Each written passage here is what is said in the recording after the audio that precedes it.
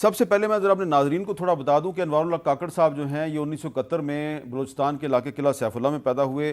2008 میں انہوں نے سب سے پہلے مسلم لیگ کاف کے ٹکٹ پہ الیکشن لڑا, اور پھر جب نواب ثناء اللہ زہری صاحب جن کا تعلق مسلم لیگ نون سے تھا ان کی حکومت آئی تو یہ ان کے ترجمان تھے, اور اس حکومت میں جو بہت سے جو رہنما تھے ان کے انہوں نے بعد میں ان کے ساتھ مل کے ثناء اللہ زہری کے خلاف ہی تحریک عدم اعتماد پیش کر دی, اور 2018 میں وہ مسلم لیگ نون کی حمایت سے آزاد حیثیت میں سینیٹر منتخب ہوئے, اور وہ بی اے پی یعنی کہ بلوچستان عوامی پارٹی کے بانی اراکین میں شامل ہیں.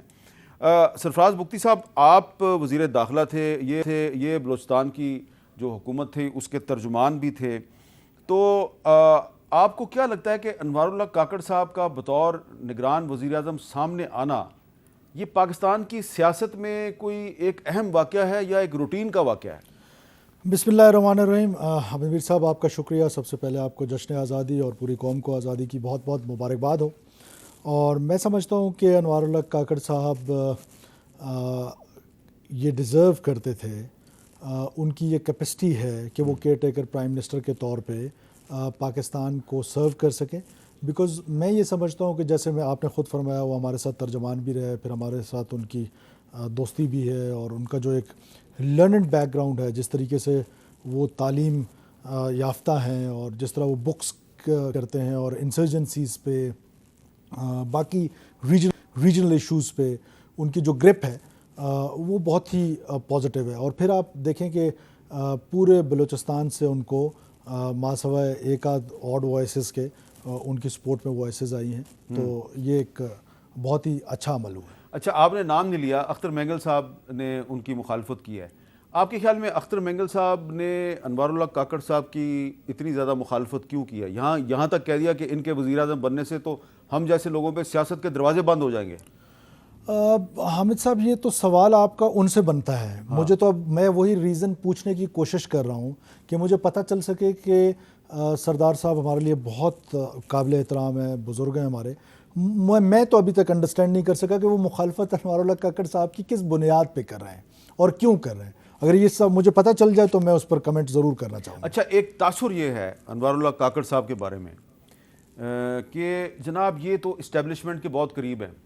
یقیناً وہ قریب ہوں گے کیونکہ وہ بلوچستان حکومت کے ترجمان رہے ہیں, اور ترجمان جو ہے اس نے جب کو بات کرنی ہوتی ہے تو وہ سب سے صلاح مشورہ کر کے کرتا ہے. لیکن کچھ لوگ یہ بھی کہتے ہیں کہ یہ جو پچھلے 5-6 سال تھے, خاص طور پہ جب عمران خان وزیر اعظم تھے, تو اس وقت کی جو ملٹری اسٹیبلشمنٹ تھی اس کے ساتھ ان کے معاملات کوئی اتنے اچھے نہیں تھے. کیا یہ بات درست ہے؟ دیکھیے, میں کیونکہ مجھے اس کی اتنی نو ہاؤ نہیں ہے, ظاہر ہے کچھ اس طرح کی باتیں ہوتی رہتی تھیں, لیکن اوور آل وہ ایک بڑی اچھی ریپوٹیشن جو ہے اکراس دا بورڈ ان کی رہی ہے کہ وہ این ڈی یو میں لیکچرز دیتے رہے ہیں, اسٹاف کالج میں لیکچرز دیتے رہے ہیں, ملٹری اسٹیبلشمنٹس میں ان کے لیکچرز جو ہیں وہ سال بھر چلتے رہتے ہیں.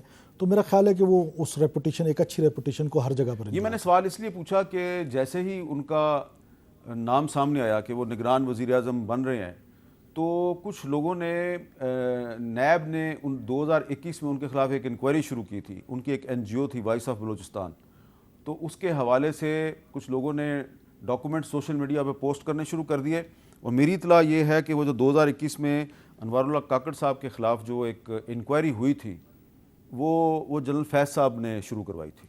اب دیکھیں, آپ کی اطلاع ہے, درست بھی ہو سکتی ہے اور غلط بھی ہو سکتی ہے, وہ آپ خود جانتے ہیں. لیکن میں اتنا بتاؤں, جب انہوں نے کوئی پبلک پوزیشن ہولڈ ہی نہیں کی, میر صاحب ان کے پاس کوئی پبلک پوزیشن نہیں رہی, وہ ترجمان رہے بھی, ان کے پاس نہ کوئی فسکل پاس تھے, نہ ان کے پاس کوئی منسٹوریل رول تھا, نہ کوئی سمری ان کے پاس آتی تھی, تو یہ کرپشن کر کیسے لی؟ یہ تو میں سمجھتا ہوں کہ ظاہر ہے یقیناً جس طرف آپ اشارہ کر رہے ہیں, کیونکہ نیب ایسی ہی انجینئرنگ کے لیے زیادہ تر مشہور ہے, تو مجھے تو کچھ اس طرح کی بات ہی لگتی ہے.